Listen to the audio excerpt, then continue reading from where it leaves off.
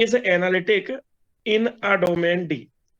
हिंदी में लिखो संयुग्मी फलन, और लिखो यदि फलन F Z equal to you x Y plus iota we x y किसी डोमेन डी में वैश्लेषिक है। यदि फलन F Z equal to you x Y plus iota we x y किसी डोमेन कैपिटल डी में वैश्लेषिक है, तब फलन u और v, then u and v of two variable x and y are called conjugate functions। तब फलन u और v डोमेन कैपिटल डी में संयुग्मी फलन कहलाते हैं।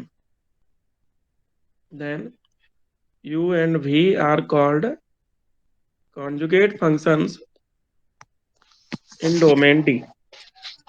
तो अगर लिख लिया हमने, यदि फलन F Z equal to you x Y plus iota we x y, विका स्क्रीन दिख रही है? यस सर, दिख रही है।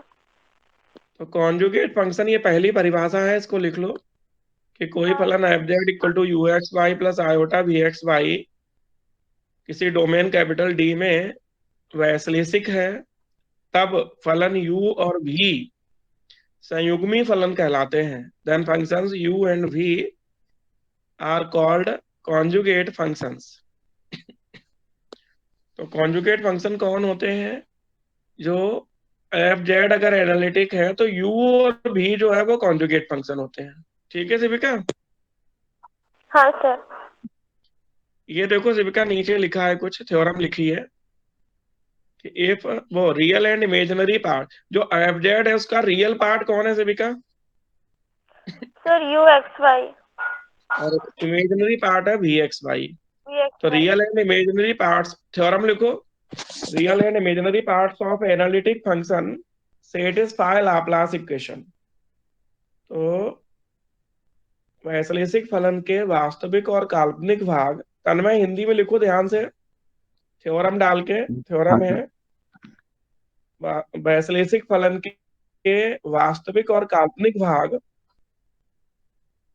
लाप्लास समीकरण संतुष्ट करते हैं।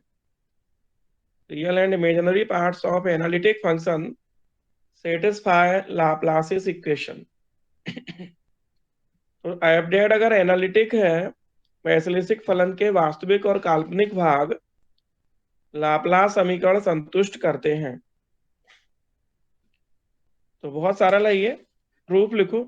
प्रूफ लिखो, माना फलन F Z equal to you x Y plus iota we x y किसी डोमेन कैपिटल डी में वैश्लेषिक फलन है।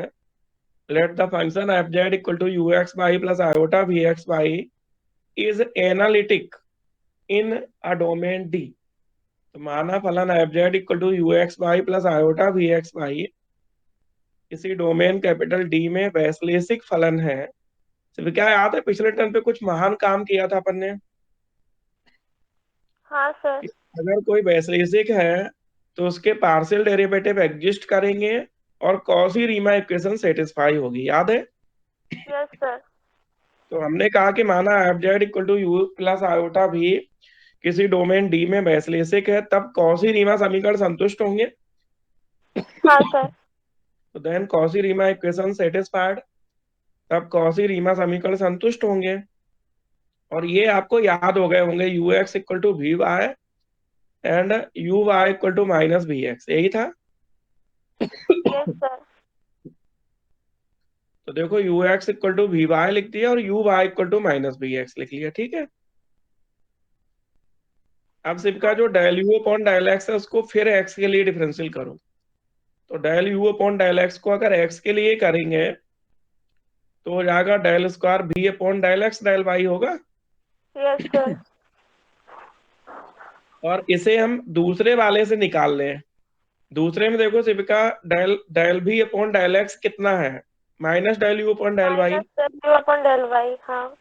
से अगर डेल डेल स्क्वायर भी upon del x del y निकालेंगे तो वो del square you upon del y square हो जाएगा। Yes sir.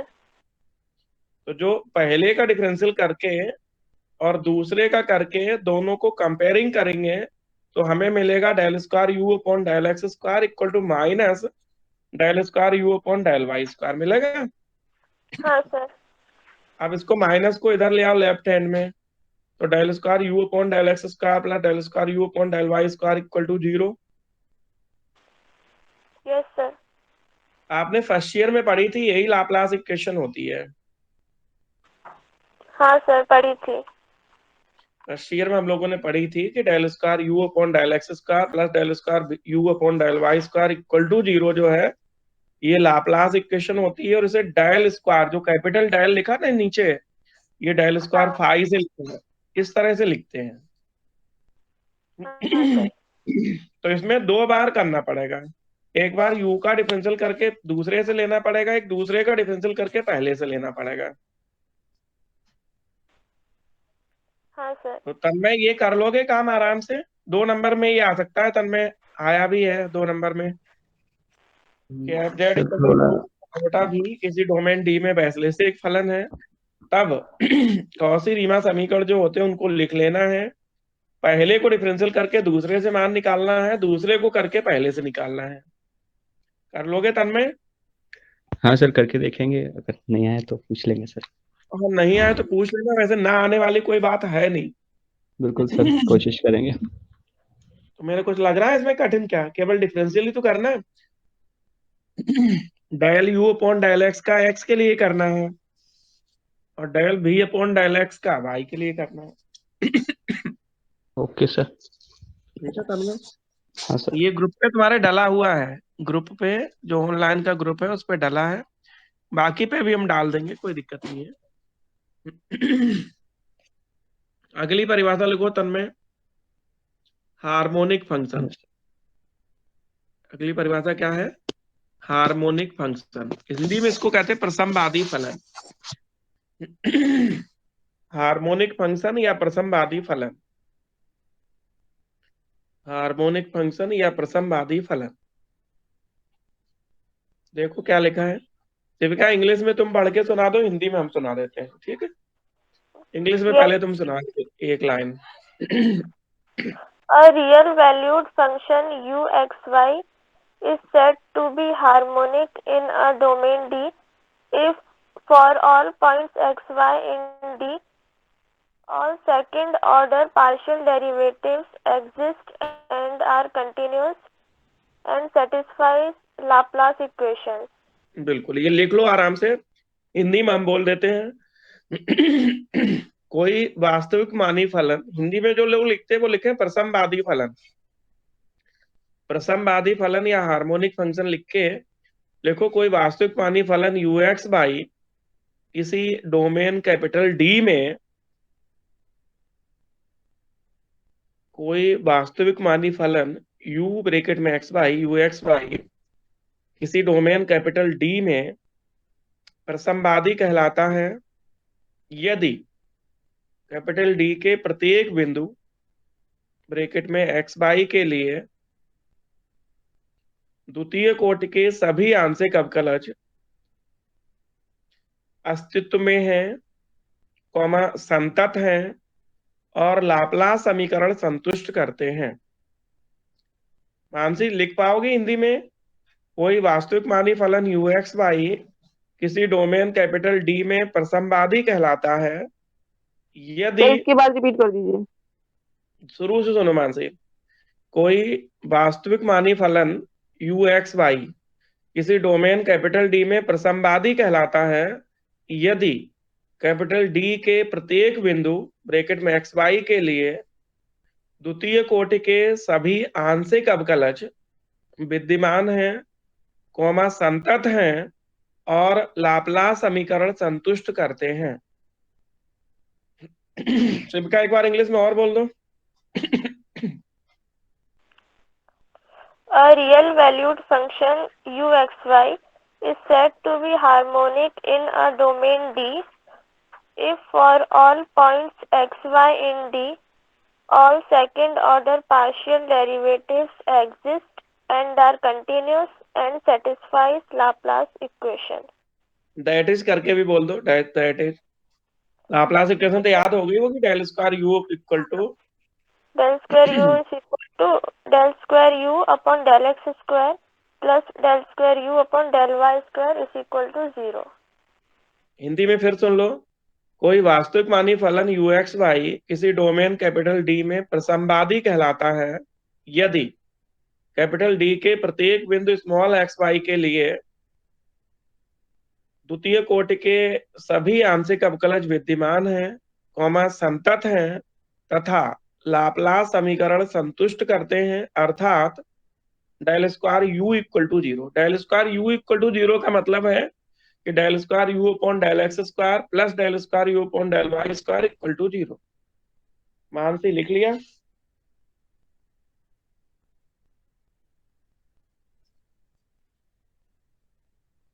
हिंदी में लिख लिया तन्मय?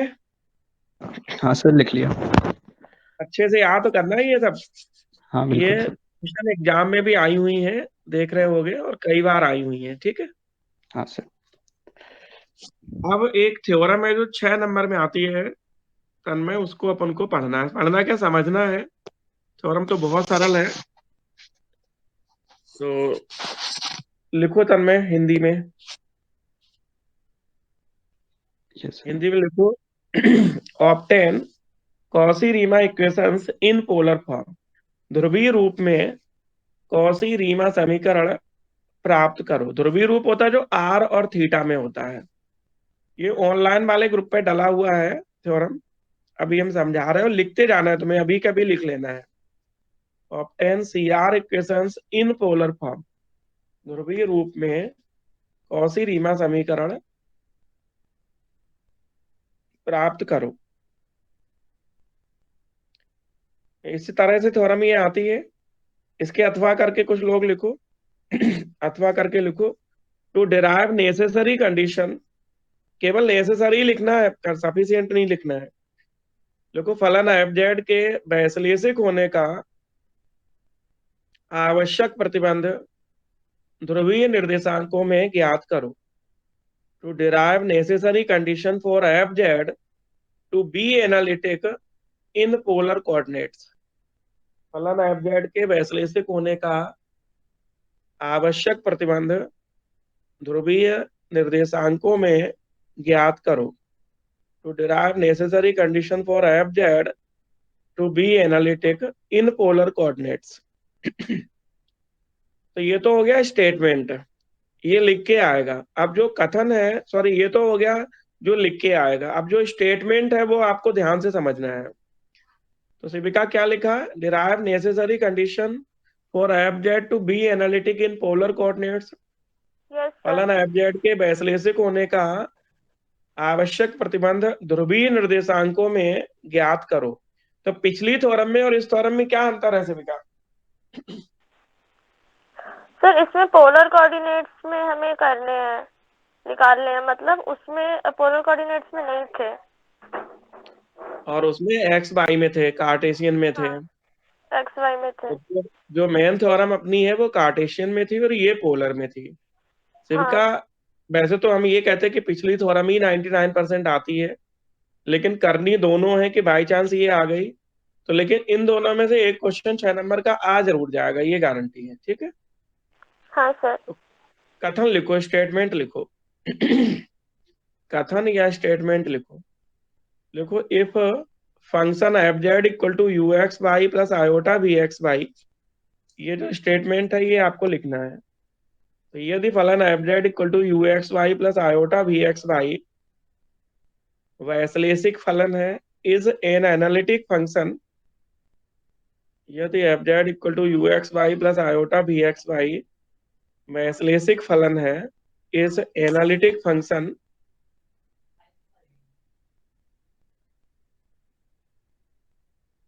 लिख लिया। तथा z इक्वल टू, शिविका जो z equal to are e के पावर आयोटा थीटा लिखा है, इसका मतलब समझते हो तुम? आर तो आर ही रहेगा, लेकिन ई की पावर आयोटा थीटा का मतलब होता है cos theta plus iota sine theta.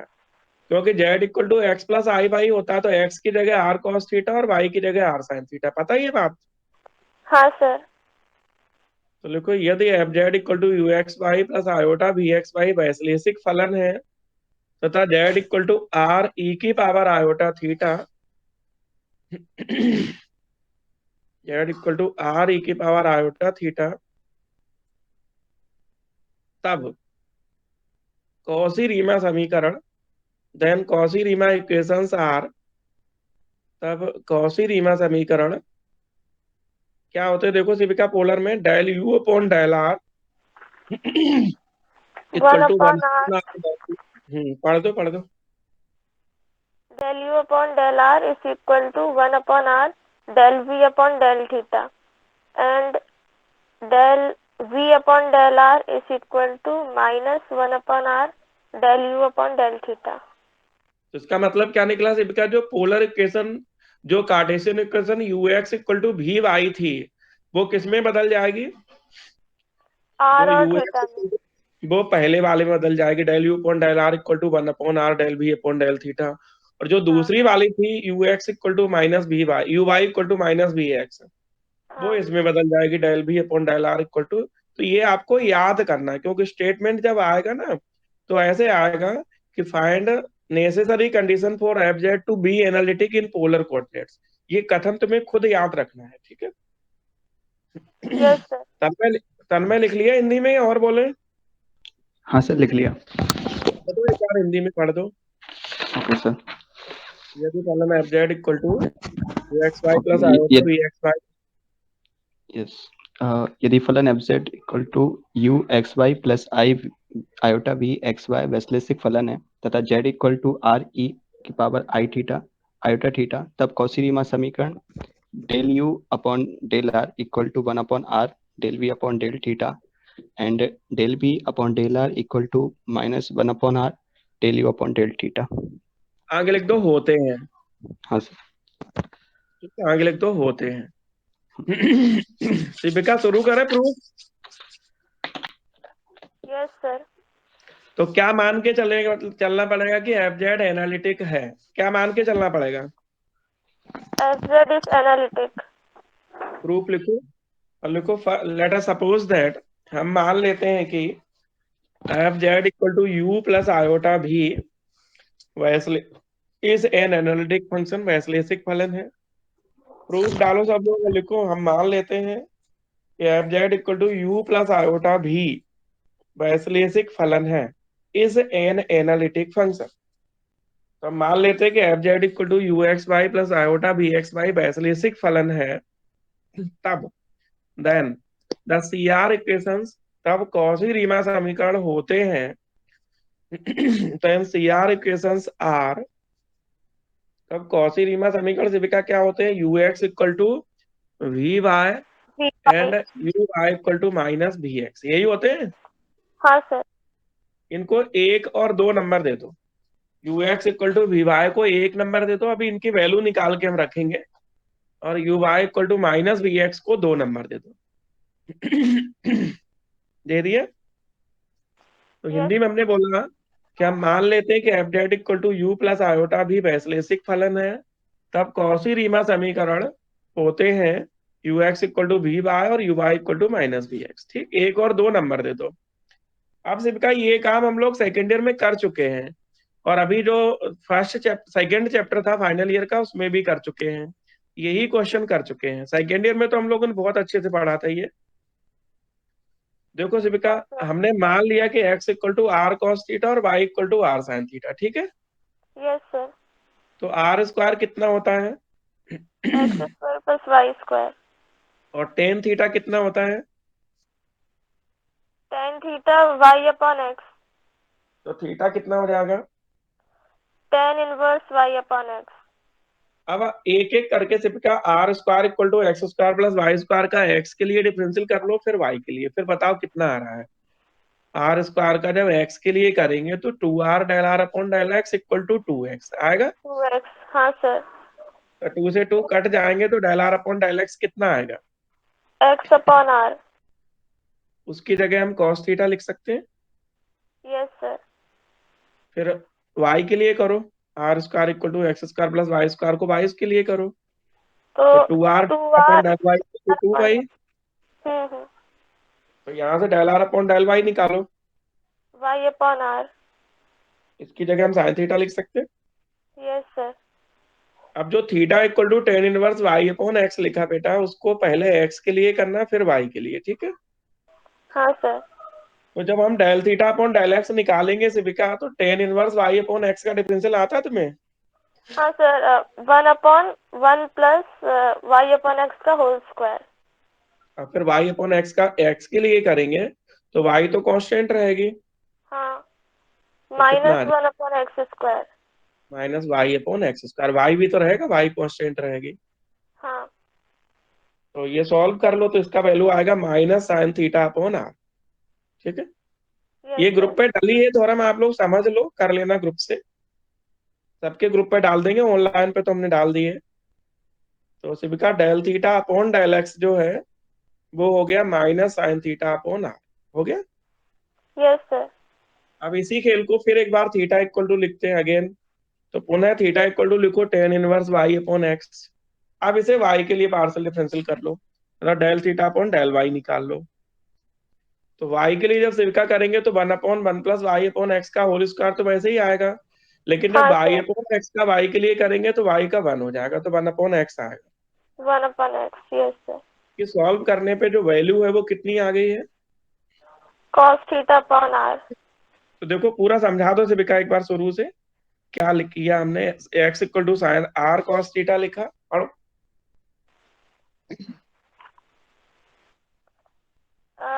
हाँ, यहाँ पे हमने x equal to are cos theta और y equal to are sine theta put किया, जैसे हम पहले भी बहुत बार कर चुके हैं ऐसा। तो अगर हम ऐसा लिखेंगे तो are square is equal to x square plus Y square होगा यहाँ से, और टेन थीटा निकालेंगे तो टेन थीटा आएगा वाई अपॉन एक्स, मतलब theta is equal to tan inverse y upon x. तो ये जो हमारा r square is equal to x square plus Y square है, इसको पहले x के लिए डिफरेंशिएट करेंगे फिर y के लिए।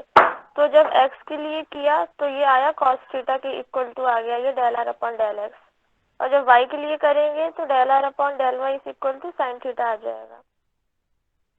फिर ये तो हो गया आर स्क्वायर का। फिर जब हमने थीटा निकाला था, theta is equal to tan inverse y upon x, फिर इसको भी दो बार डिफरेंशिएट करेंगे, पहले x के लिए फिर y के लिए। तो जब हम इसको x के लिए करेंगे तो पहले तो टेन थीटा का टेन इनवर्स का होगा डिफरेंशिएशन, मतलब 1/1 प्लस वाई अपॉन एक्स का होल स्क्वायर, फिर y अपॉन एक्स को कर देंगे डिफरेंशिएट, और फिर जब हम इस पूरे को सॉल्व करेंगे तो ये आ जाएगा minus sine theta upon r. फिर इसे करेंगे y के लिए, तो y के लिए भी सेम ऐसे ही करेंगे कि पहले टेन इनवर्स का करेंगे तो 1/1 प्लस वाई अपॉन एक्स का होल स्क्वायर, फिर y अपॉन एक्स का करेंगे तो y का तो 1 हो जाएगा, अकेला 1/x बचेगा। फिर इसको सॉल्व कर लेंगे तो ये आ जाएगा cos थीटा अपॉन आर। बिल्कुल। अब देखो जो u फंक्शन था वो किसका था, एक्स वाई का। हाँ, u किसका फंक्शन था सिविका, एक्स वाई का। एक्स और वाई। एक्स वाई जो खुद थे वो आर और थीटा के फंक्शन हो गए, क्योंकि x equal to are cos theta, y equal to are sine theta, है कि नहीं। यस तो सर। जब हम u को x के लिए करेंगे तो ये चैन रूल से पहले u का r के लिए होगा, फिर u का थीटा के लिए होगा, होगा कि नहीं। चैन रूल सुना होगा आपने हाँ कि sir. Del you upon del x करना है। तो del you upon del x करने के लिए u किसका फंक्शन हो गया, r थीटा का। तो पहले yes. Del you upon del r होगा, फिर del you upon del theta होगा। तो देखो सिविका ये चैन रूल लगा है del you upon del x में, बताओ ये कैसे किया है। Sir del you upon del x में हमें लगाना है, और ये जो u है ये आर और थीटा का फंक्शन है। तो पहले हम मतलब del you upon del R करके उसमें चेन रूल लगाएंगे, तो del you upon del are into del are upon del X, plus फिर थीटा के लिए लगेगा del you upon del theta into del theta upon del X. Tanmay ध्यान दो कि u किसका फंक्शन था, एक्स वाई का, लेकिन एक्स वाई खुद किसके फंक्शन थे, आर थीटा के। तो जब u का x के लिए होगा तो x का फिर दोनों के लिए, मतलब u का r के लिए होगा और थीटा के लिए होगा। तो u का अगर r के लिए है तो r का x के लिए, जैसे d y upon d t into d t upon d x. जब हम लोग टोटल डिफरेंशियल हाँ पढ़ते थे तो उस समय तन्मय कैसे पढ़ते थे, d y upon d t into d t upon d x पढ़ते थे कि नहीं। हाँ सर। तो ये टू वेरिएबल है, तो इसमें u का r के लिए फिर u का थीटा के लिए, समझ आ ओके जाएगा, ओके। याद कर लोगे इसको। हाँ सर, हो जाएगा। ऐसे ही तन्मय जब u का y के लिए करेंगे, सिर्फ del you upon del y जब निकालेंगे तो चेन रूल से पहले लिख के बताओ, इन्होंने तो डायरेक्ट वैल्यू लिख दी है। आप बताओ del you upon del y लिखेंगे तो कैसे लिखेंगे? सर ये लिख देंगे del you upon del are into del are upon del y plus del you upon del theta into del theta upon del y. बिल्कुल। ऐसे ही सिर्फ डेल भी अपॉन डेल एक्स लिखेंगे तो कितना लिखेंगे? Sir del we upon del are into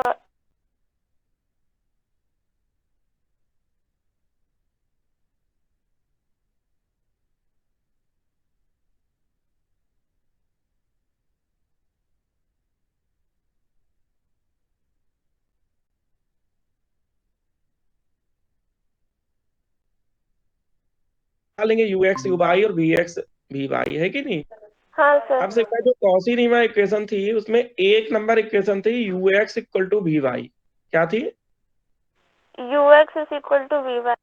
तो एक नंबर में यू एक्स की वैल्यू हम लिखेंगे इक्वल टू करके वी वाई की वैल्यू लिख देंगे, है कि नहीं? हाँ सर। फिर दो नंबर क्या थी याद है आपको? पहली थी you x equal to we y, दूसरी क्या थी? U y is equal to minus we x. बिल्कुल। तो एक में और दो में हम ये वैल्यू लिख देंगे, u x equal to we y की जगह वैल्यू लिख देंगे और you Y equal to minus we x है उसकी जगह वैल्यू लिख देंगे। हाँ, कोई दिक्कत सेविका? तो नो हमें सर। 3 और 4 नंबर, 1 से 3 नंबर मिलेगा और 2 से 4 नंबर मिलेगा, ठीक है? हाँ सर। अब सिर्फ दो बार हमें काम करना है। एक बार हमें क्या करना है कि 3 में कॉस थीटा का और 4 में साइन थीटा का, इसमें 2 लिख गया गलती से, 4 होगा वहां पे। 3 में कॉस थीटा का और 4 में साइन थीटा का गुणा करके जोड़ना है, multiplying 3 by cos theta and 4 by sine theta and adding. तो देखो सिर्फ जैसे 3 में कॉस का होगा और 4 में साइन का होगा, तो कौन सी वैल्यू कट जाएगी? यहाँ से जो वैल्यू है वो दूसरा दूसरा वाला पोर्शन कट जाएगा, पहला पहला बच जाएगा। तो पहले में से cos square plus sine square 1 हो जाएगा, तो केवल हाँ del sir. U upon del r बचेगा, ठीक है? Yes sir. तो हमें क्या करना, 3 में कॉस थीटा का और 4 में साइन थीटा का गुणा करके जोड़ने पर, multiplying 3 by cos theta and 4 by sine theta and adding. समझ में आ गया? Yes sir. तो हमें एक जो पहला आंसर लाना था Shivika, del you upon del are equal to 1 upon are del B upon del theta, वो मिल जाएगा। हाँ। अंशिता, इस कहानी में ज्यादा परेशानी आ रही है या कर लोगी?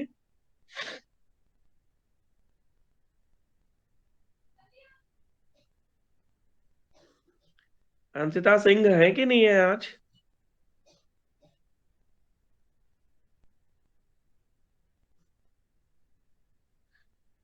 रिया दीक्षित, रिया दीक्षित,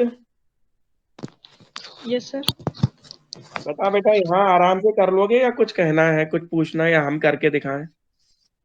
नहीं सर, हो जाएगा। ठीक है? तो यहाँ पे 2 गलत लिख दिया, ये लिखना है multiplying 3 by cos theta and 4 by sine theta, ठीक है रिया? अब हाँ।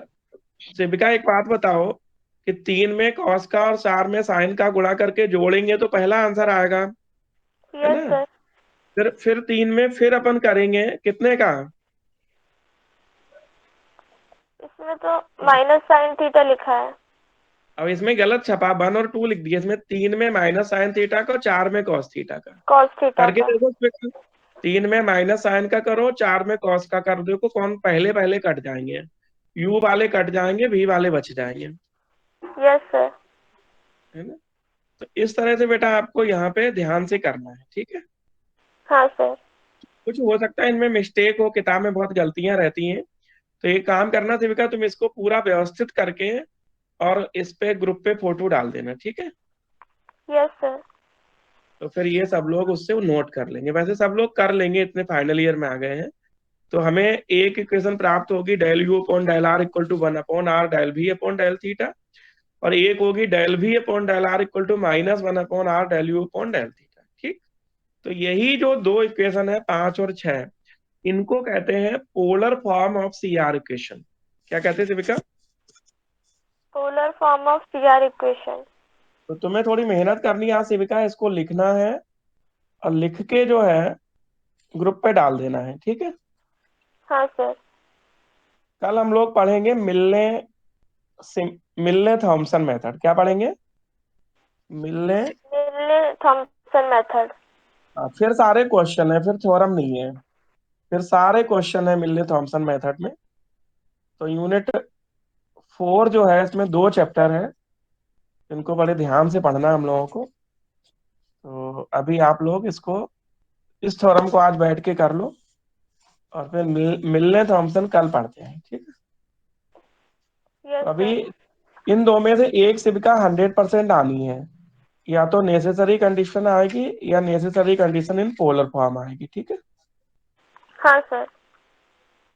आप कहो तो एक क्वेश्चन और समझा दें। समझा दीजिए सर, अभी तो टाइम है। ये चेयर रूल समझ में आ गया आपको? हाँ सर, ये तो आ गया, पहले भी कर चुके हैं। क्या कह रहे, कोई कुछ कह रहा था? हाँ सर, चेन रूल एक बार और बता दो। अभी जो अगला क्वेश्चन करने वाले हैं उसमें भी चेन रूल लगेगा। देखो ये क्वेश्चन है दुर्गेश, कि prove that harmonic function satisfying equation del square you upon del Z bar. दिख रहा है दुर्गेश? सर ये ब्लर सा क्वेश्चन दिख आया रहा कुछ। है? दिख तो रहा है। दोबारा भेज देते हैं। तो इसमें भी चैन रूल लगना है। देखो चैन रूल ऐसे समझ लो कि u जो है वो r थीटा का फंक्शन है। तो u का अगर r के लिए है तो r का x के लिए होगा, तो u का अगर थीटा के लिए है तो थीटा का x के लिए होगा। तो शिविका ये क्वेश्चन और समझा दो, ये तो और ब्लर हो गया।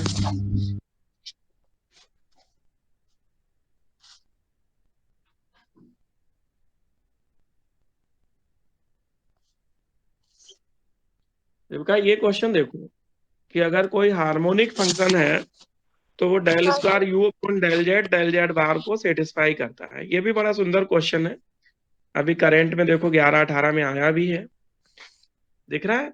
तो मान लिया कि शिविका यू प्रसमवादी फलन है, हार्मोनिक फंक्शन है। तो यू अगर प्रसमवादी फलन है तो आपको पता है कि वो लाप्लास इक्वेशन को सेटिस्फाई करेगा। Yes sir. अब देखो शिविका, आपने पढ़ा होगा कि जेड जो है वो कितना होता है, याद है? हाँ सर, यू प्लस आयोटा। नहीं, जेड वो होता है बेटा, जेड होता इक्वल है। टू होता है एक्स प्लस आयोटा वाई। हाँ, x plus iota y. Z अगर एक्स प्लस आयोटा वाई है तो जेड बार कितना होगा? X minus iota y. तो हम लिखेंगे, हम जानते हैं कि वो माना z equal to x plus iota y, तब जेड बार इक्वल टू होगा एक्स माइनस आयोटा वाई, ठीक है बेटा। हाँ सर। अब इन दोनों को एक बार प्लस कर लो, जेड प्लस जेड बार करोगे तो 2x आएगा। Yes sir. ये फेयर में करना है आपको, फेयर में पहले लिखना है कि since z equal to x plus iota y, then z bar equal to होगा एक्स माइनस आयोटा वाई, ठीक है। फिर yes. Z plus z bar निकालोगे तो जेड प्लस जेड बार कितना निकलेगा सिविका? 2x। 2x। और जेड माइनस जेड बार निकालोगे तो कितना निकलेगा?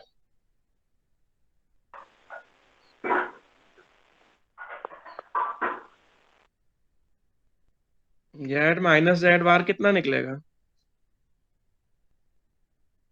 2 आयोटा वाई। हाँ सर, 2 आयोटा वाई। तो यहां से हम x इक्वल टू निकाल सकते हैं और y इक्वल टू निकाल सकते हैं। हाँ। तो इन्होंने direct x equal to Y equal to लिख दिया, आपको करके दिखाना है।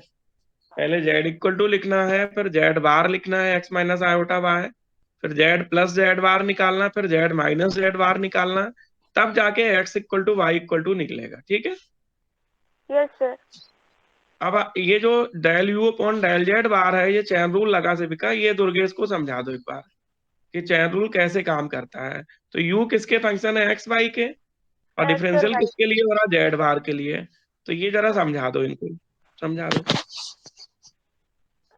तो यहाँ पे जो u है वो x और y का फंक्शन है, लेकिन हमें उसे z बार के लिए डिफरेंशिएट करना है।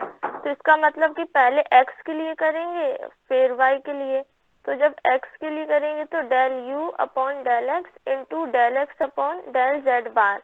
तो यहाँ पे हमने इसको किया तो x के लिए है, लेकिन अगर हम इसको सॉल्व करेंगे तो आएगा तो वही del u upon del z बार, क्योंकि del x कट जाएगा। तो ना इसमें वेरी गुड। चेन रूल में ऐसे ही करते हैं कि मतलब बिल्कुल, ये जिसका चैन रूल वही है जो फर्स्ट ईयर 12th में हम लोग dy upon dt into dt upon dx करते थे। हाँ वही वहां है। एक वेरिएबल होता था, यहाँ दो वेरिएबल हैं।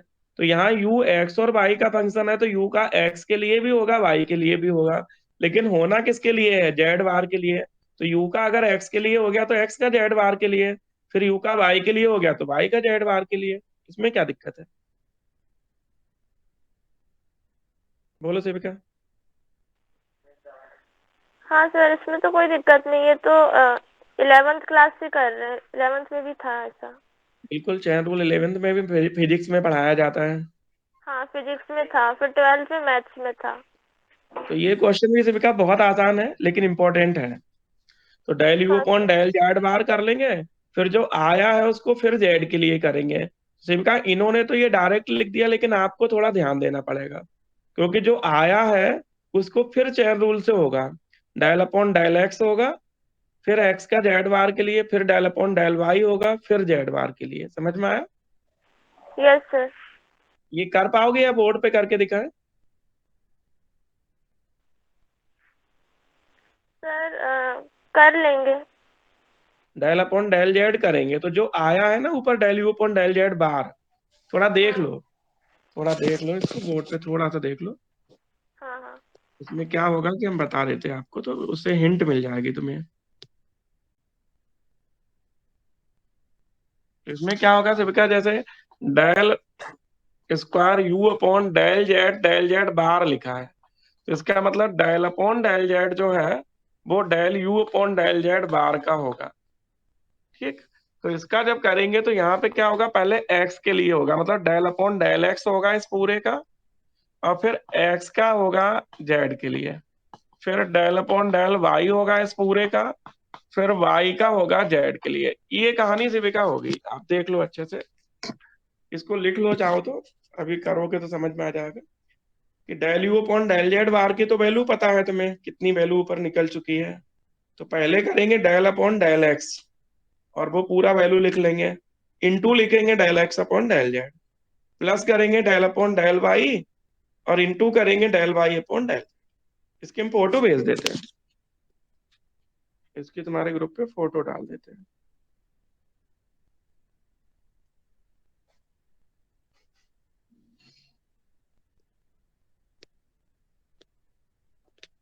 तो दुर्गेश, समझ में आ गया कैसे चैन रूल काम करता है? दुर्गेश भाई, हाँ सर, इसमें तो आ गया। अब नहीं कर पाओ तो थोड़ा वेट करना, अभी सेविका दोनों क्वेश्चनों को सॉल्व करके कंप्लीट करके डाल देगी, ठीक है? फिर तुम लोग लास्ट वाला आराम जो से कर आपने लेना है। लास्ट वाला जो आपने क्वेश्चन करवाया था उसमें आपने कहा था कि जो u है वो एक्स वाई का फंक्शन है और एक्स वाई जो है वो आर और थीटा के फंक्शन है।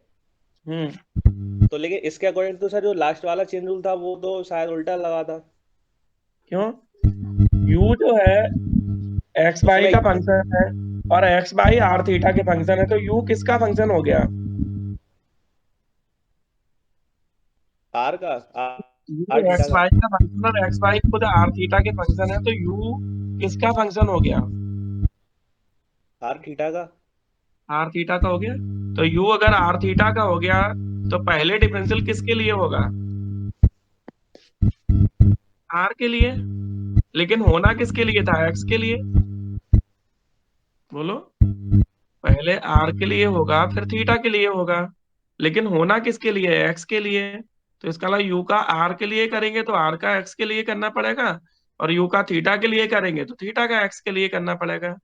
फिर जब वाई के लिए कर रहे होंगे तो यू का आर के लिए करना पड़ेगा, आर का वाई के लिए, यू का थीटा के लिए, थीटा का वाई के लिए। सिंपल और समझाओ, इन लोगों को कंफ्यूजन हो रही है। जो हमारा u था उसको हमें करना था x और y के लिए डिफरेंशिएट, लेकिन वो फंक्शन तो r थीटा का है। तो फिर पहले उसको हम r के लिए करेंगे, तो फिर हमें r को x के लिए करना पड़ेगा डिफरेंशिएट, फिर हम u को y के लिए करेंगे, तो फिर हमें y को नहीं, फिर हम u को थीटा के लिए करेंगे तो हमें थीटा को y के लिए करना पड़ेगा डिफरेंशिएट। तो मतलब उसमें जो फाइनली जो आएगा वो तो u का x के लिए आएगा, x और y के लिए, लेकिन वो फंक्शन r थीटा का, इसलिए हम उसे चेन रूल से r और थीटा के लिए करते हैं। बताओ दिनेश। हाँ सर, करके देख लेंगे एक और बार। वो सर करने से ही ज्यादा अच्छे से आएगा समझ में। ठीक है दुर्गेश, करो बैठ के, पोलर फॉर्म करो और ये क्वेश्चन करो। अगले टर्न पे मिलने मिलने थॉमसन मेथड पढ़ेंगे, ठीक है? हाँ सर। मिलने थॉमसन करो, मिलने थॉमसन हम लोग करेंगे अगले टर्न पे, ठीक है?